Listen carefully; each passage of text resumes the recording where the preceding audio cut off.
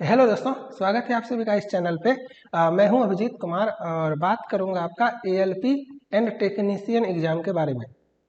मैं पहले से एक अनाउंसमेंट कर देता हूं कि अभी से लेकर के मतलब इस समय से लेकर के आपका जब तक CBT 1 होगा, CBT 2 होगा, साइको टेस्ट होगा, तब तक पर डे इसी टाइम पे आपको एक लेक्चर मैं दूंगा। क्लियर है?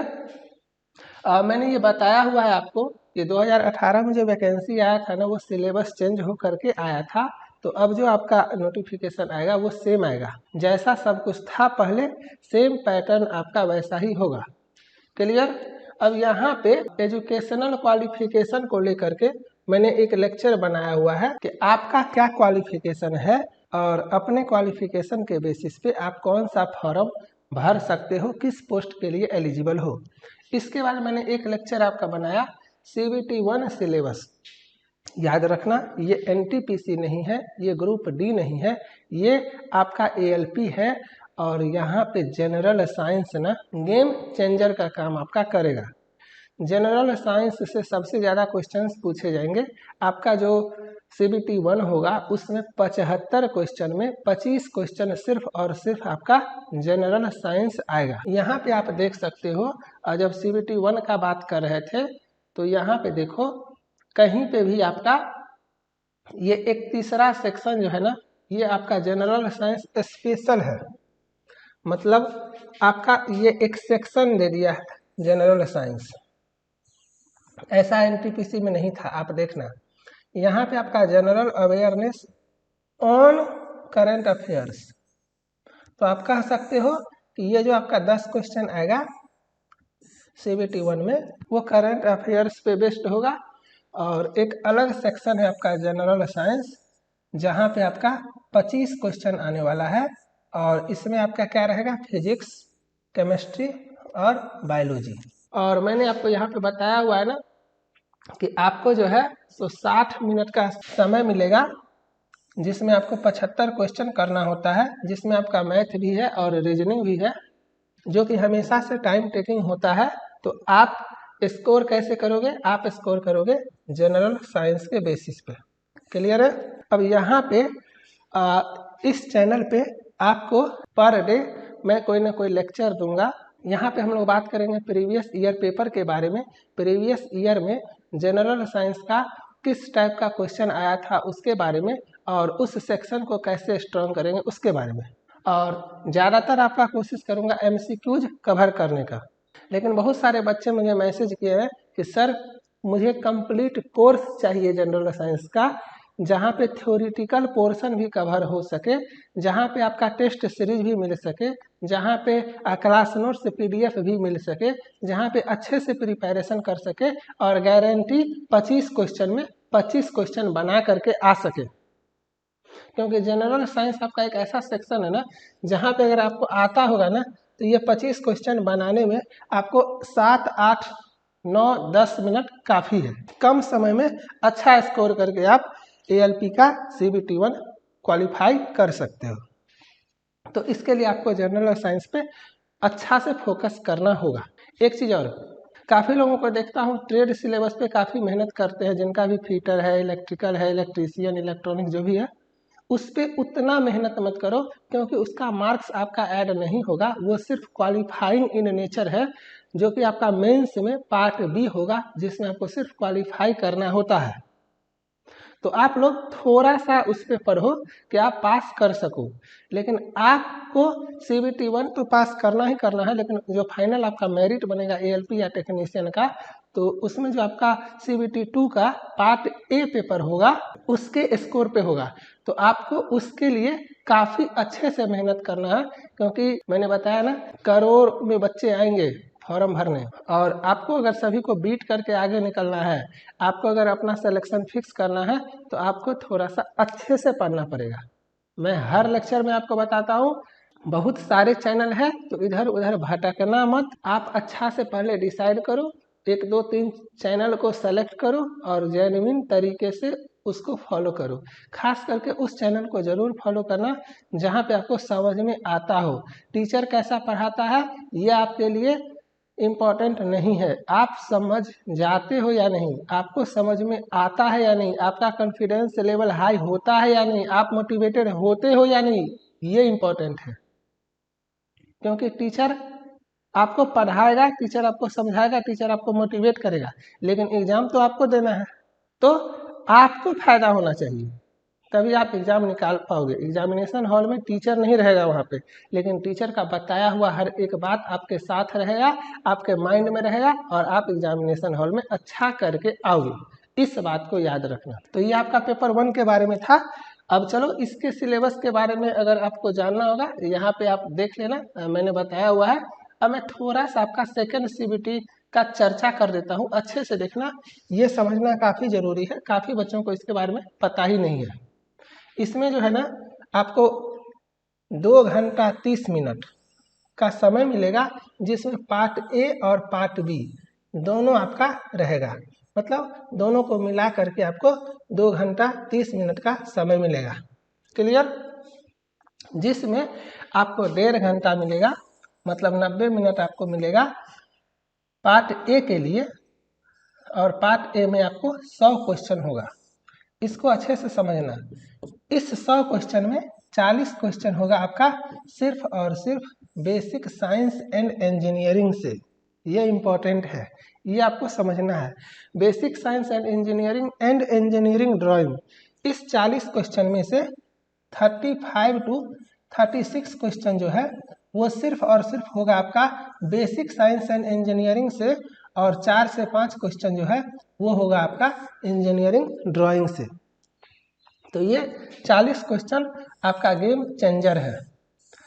इस पे जिसका कमांड हो गया, बाकी तो वही आपका मैथ रीजनिंग, उसका सिलेक्शन कोई नहीं रोक सकता है। तो आप लोग इस बात को माइंड में फिट कर लो कि एनी हाउ आपको basic science and engineering drawing strong करना है। यहाँ पे एक बात मैं और बताता हूँ, मैंने थोड़ा सा 1-2 चैनल विजिट किया, तो उसमें मैंने देखा कि एक चैनल था, मैं नाम नहीं लूँगा, उसने basic science and engineering drawing में केमिस्ट्री पढ़ाया था। तो आप सभी को मैं यही बात बोलूँगा कि आप लोग मिस गाइड मत होना। और सबसे बड़ी बात कि उस चैनल पे, उस लेक्चर पे 40,000 बच्चे देखे हुए थे। अब आप सोचो कि 40,000 बच्चे मिस गाइड हुए, तो आपको पता होना चाहिए सिलेबस क्या होता है। Basic science and engineering drawing जो आपका 40 नंबर का पेपर होगा, उसमें आपका केमिस्ट्री नहीं आता है। समझ में आया क्या बता रहे? उसमें आपका केमिस्ट्री, बायोलॉजी ये सब नहीं आता है, उसमें आपका फिजिक्स आता है। और फिजिक्स का क्या सेक्शन है वो मैंने आपको यहाँ पे बताया हुआ है। Basic science and engineering drawing complete course, इसका वैलिडिटी मैंने 1 साल का किया हुआ था, लेकिन मैंने देखा कि बच्चे ये सोच करके कुछ बच्चे मुझे मैसेज करें, सर अभी लेंगे, 1 साल ख़त्म हो जाएगा, उसके बाद अगर एग्ज़ाम होगा तो मुझे फिर से लेना पड़ेगा, है ना। मैं पढ़ना चाहता हूँ अभी से, लेकिन 1 साल के जगह आप कम से कम 2 साल कर दीजिए। तो मैंने इस कोर्स का वैलिडिटी 2 साल कर दिया। इसीलिए किया कि CBT 1 के बाद CBT 2 में आपको जितना टाइम मिलेगा ना, मैं गारंटी के साथ कह सकता हूँ उतना टाइम इनफ नहीं है आपका basic science and engineering drawing का प्रिपरेशन अच्छे से करने के लिए। तो आपको अभी से थोड़ा थोड़ा करके पढ़ना पड़ेगा, है ना। यहाँ पे थोड़ा चैप्टर दिखाता हूँ, इसमें आप ही बताओ कौन सा चैप्टर जो है सो आपका केमिस्ट्री का है।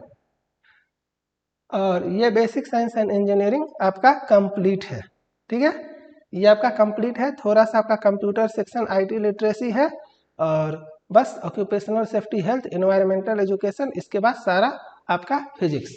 और इंजीनियरिंग ड्राइंग आपका है, इसमें ये सारा है engineering drawing, geometrical instrument, projection views, यही सब है आपका, ज्योमेट्रिकल फिगर, सिंबॉलिक रिप्रेजेंटेशन, ये सब। तो आप लोग इस कोर्स में इनरोल होके थोड़ा थोड़ा करके आपको पढ़ो, क्योंकि आपको पोस्ट जो है ना ALP या टेक्नीशियन का यही दिलवाएगा। और ये कंटेंट इतना प्यारा है ना कि 40 क्वेश्चन में 40 क्वेश्चन का प्रिपरेशन आपका यहाँ से होगा, और मैं गारंटी देता हूँ सबका सब क्वेश्चन आपको यहीं से आने वाले हैं, और बहुत सारे क्वेश्चन ऐसे होंगे जिसमें डाटा तक आपका सेम होगा। ओके, बहुत प्यारा कंटेंट बनाया गया है, काफ़ी मेहनत करके बनाया गया है। एक और इम्पोर्टेंट पॉइंट बताता हूँ, जो बच्चे मुझे मैसेज कहते हैं कि सर मुझे थ्योरी भी पढ़ना है जनरल साइंस का, क्योंकि उनका मकसद है कि वो 25 में 25 स्कोर कर सके, मतलब CBT 1 में वो रिस्क लेना नहीं चाहते हैं, तो उनके लिए मैंने एक कोर्स लॉन्च किया हुआ है। प्राइस इसका काफ़ी मैंने कम रखा हुआ है, और वैलिडिटी मैंने 2 साल कर दिया है, क्योंकि CBT 1 में आपका 25 नंबर का जनरल साइंस होगा, तो सिंपल सी बात है आपको जनरल साइंस अच्छा से पढ़ना है, और 2 साल का वैलिडिटी है। CBT 1 का है, अभी से आप प्रिपरेशन करोगे अच्छे से, 2 साल के अंदर तो CBT 1 हो ही जाएगा, ये आपको पता ही है।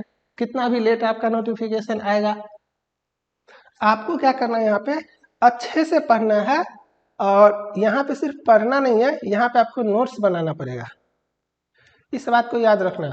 और एक और इम्पोर्टेंट पॉइंट बताता हूँ, ये मेरा कंटेंट है ना, थोड़ा सा अच्छे से नोट्स बनाना, क्योंकि कारण है, जैसे इस चैप्टर में देख रहे होगे आप, units and measurement, mass weight density, speed velocity, work power energy, heat and temperature और इलेक्ट्रिसिटी, ये जो 5-6 चैप्टर है ना, ये आपका बेसिक साइंस एंड इंजीनियरिंग का भी सिलेबस है। तो अगर इसको आप अच्छे से पढ़ोगे ना, प्रॉपर नोट्स बना करके हर एक लाइन अच्छे से, तो आपका CBT 1 का जनरल साइंस का तो प्रिपरेशन होगा ही होगा, आपका CBT 2 का बेसिक साइंस एंड इंजीनियरिंग का भी प्रिपरेशन हो जाएगा, इस बात को याद रखना। तो ये आपका अच्छे से करना है, क्योंकि इसके बाद का जो सेक्शन है वो बेसिक साइंस एंड इंजीनियरिंग का नहीं है, लेकिन ये आपका जनरल साइंस का है, CBT 1 का। Refraction of light, reflection of light, dispersion of light, human I, human brain वगैरह जो भी है, forces and law of motion, gravitation, sound, ये सब आपका CBT 1 का सिलेबस है। लेकिन ये ऊपर से जो 4-5 चैप्टर है वो आपका CBT 2 में बेसिक साइंस एंड इंजीनियरिंग का भी सिलेबस है। तो ये आपको पता चला। तो जितने भी बच्चे मेरा लेक्चर देख रहे हो, टारगेट 25 आउट ऑफ 25 का रखना है जनरल साइंस में, CBT 1 में।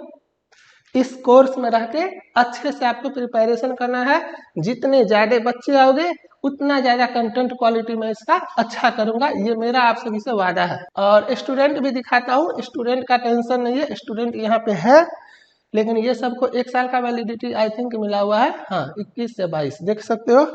और अब जो है सो आप लेते हो कोर्स, तो आपको 2 साल का वैलिडिटी मिलेगा। ये 2 साल मैंने इसीलिए किया हुआ है कि आप लोग अभी से प्रिपरेशन चालू कर सको, आपके मन में ये डर ना हो कि एग्जाम नहीं होगा, मेरा कोर्स एक्सपायर हो जाएगा, ये सब फालतू का। आपको अच्छे से पढ़ना है, और इस हिसाब से पढ़ना है कि आपका CBT 1 का जनरल साइंस भी अच्छा हो जाए, और CBT 2 का बेसिक साइंस एंड इंजीनियरिंग भी 25-30-40% कवर हो जाए, ठीक है। अब यहाँ पे देखो, ये आपको पता चला। अब इसमें पार्ट ए का मैंने बताया कि 100 क्वेश्चन होता है, 90 मिनट का समय मिलता है, जिसमें 40 क्वेश्चन जो है सो आपका बेसिक साइंस एंड इंजीनियरिंग से होगा। इसके अलावा जो आपका 60 क्वेश्चन है वो वही आपका मैथ, रीजनिंग और वो करंट अफेयर्स। और पार्ट बी जो होता है ना आपका, अच्छा देखो बेसिक साइंस एंड इंजीनियरिंग मैं यहाँ पे दिखाता हूँ, इसमें हर एक टॉपिक को मैंने चैप्टर बनाया हुआ है। यहाँ पे आप देखो, इन्वायरमेंटल एजुकेशन एक चैप्टर, IT लिटरेसी एक चैप्टर, अभी जो मैंने कंटेंट दिखाया उसमें आप देखे होंगे। बेसिक इलेक्ट्रिसिटी एक chapter, lever and simple mechanics एक chapter, occupational safety and health एक चैप्टर, हीट एंड टेम्परेचर एक चैप्टर, स्पीड एंड वेलोसिटी एक चैप्टर, आपका यूनिट्स मेजरमेंट एक चैप्टर, मास वेट डेंसिटी एक चैप्टर, वर्क पावर एनर्जी एक chapter. इतना सारा चैप्टर है आपका बेसिक साइंस एंड इंजीनियरिंग में। यहाँ पे आप देखो क्या वही सब चैप्टर है ना, units and measurement, mass weight density, speed velocity, work power energy, heat temperature, है ना, environmental education, occupational safety health, lever, simple machines, IT literacy same है। चलो इसके अलावा यहाँ पे इंजीनियरिंग ड्राइंग में आपका projection, views, drawing instrument, lines, geometric figure, symbolic representation, ये सब। और ये सब जो इंजीनियरिंग ड्राइंग का सेक्शन है उसमें आपको ये सब है, ठीक है। यहाँ पे आप इंजीनियरिंग ड्राइंग का सेक्शन देख लो, इस तरह से जो है सब कुछ। मतलब मैं बोल रहा हूँ ना, इतना प्यार से ये कंटेंट बनाया गया है ना कि आप पढ़ोगे तो आपको मजा आ जाएगा और आप मोटिवेटेड हो जाओगे। आप एग्जाम देने से पहले कह दोगे कि सर मेरा सिलेक्शन कोई नहीं रोक सकता है। इसके बाद पार्ट बी में जो है ना, वो आपका 75 क्वेश्चन होगा और 60 मिनट का आपका समय होगा। इसमें ये आप देखो क्वालिफाइंग इन नेचर है, मतलब सिर्फ आपको क्वालिफाई करना होता है और वो 35% है।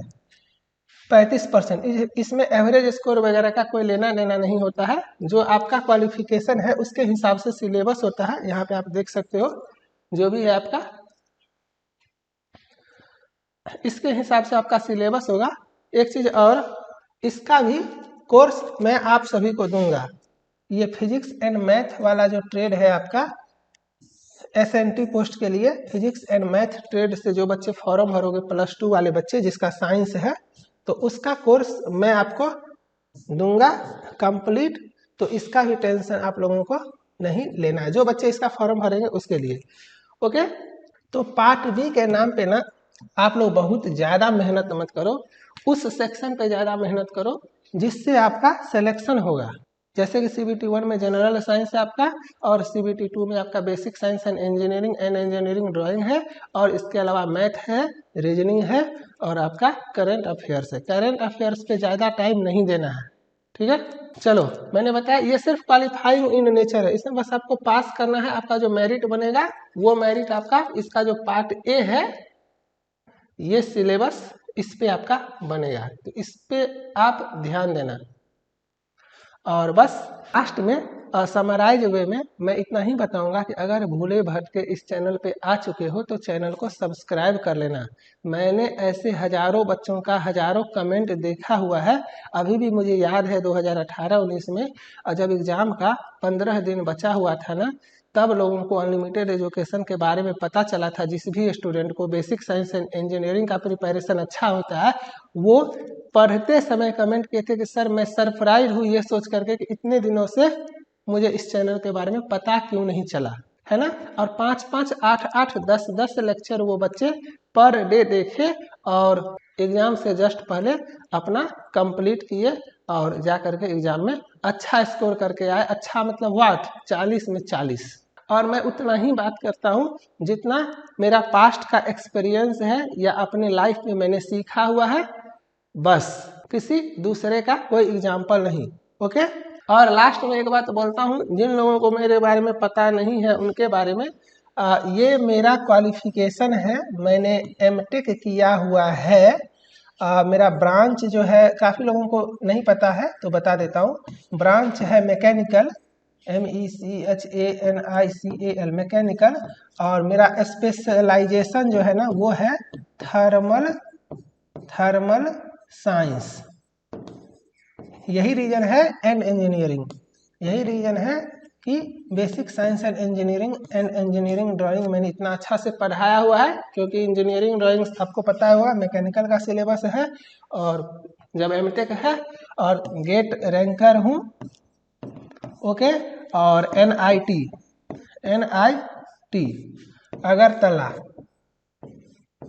अगरतला से किया हुआ हूँ। ओके, और मेरा नंबर जो है वो है 10/10। और ये कौन दिए हैं ये भी जानोगे तो आपको आश्चर्य होगा, IIT गुवाहाटी के मैकेनिकल डिपार्टमेंट के HOD। क्यों दिए? Just because of my way of explanation, है ना। वे ऑफ एक्सप्लेनेशन के बेसिस पे ये मार्क्स मिला।